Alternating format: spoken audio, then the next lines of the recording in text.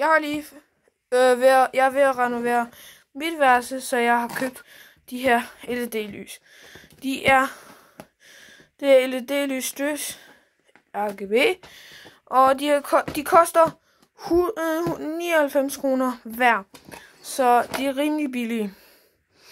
Så lad os bare gå i gang med at åbne dem. Okay, så prøv at åbne. Det kommer sådan her. Okay, jeg tænkte ikke lige, at de ville komme sådan allerede sat ind. Men det var fint nok. Så er der fjernbetjening med. Og så er der sådan en her med. Så det er rimelig godt.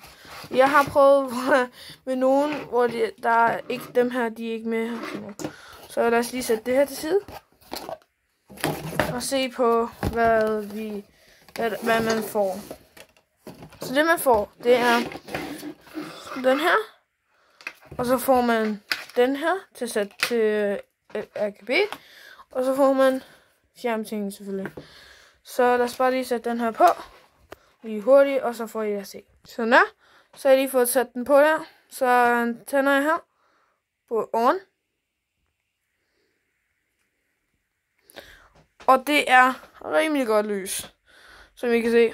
Det lyser rimelig godt. Og så er det bare sådan noget tape der på, så man kan bare sætte den op.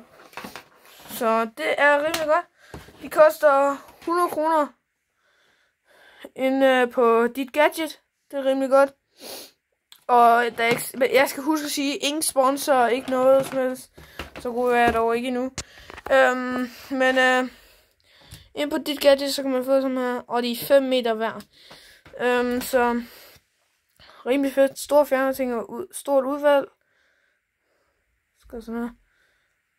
Så er en lille, orange, gul også, og grøn. Den grønne er faktisk rimelig kraftig. Det hvide, jeg ved godt, I kan se noget lidt hvid her, men det er ikke så hvidt som i virkeligheden. Det var på grund af kameraet. Jeg skal have et bedre kamera. Så. Men det lyser nærmest hele mit rum, og bare sidder bare sådan her. Det er rimelig godt. Der er også den her. Sådan her.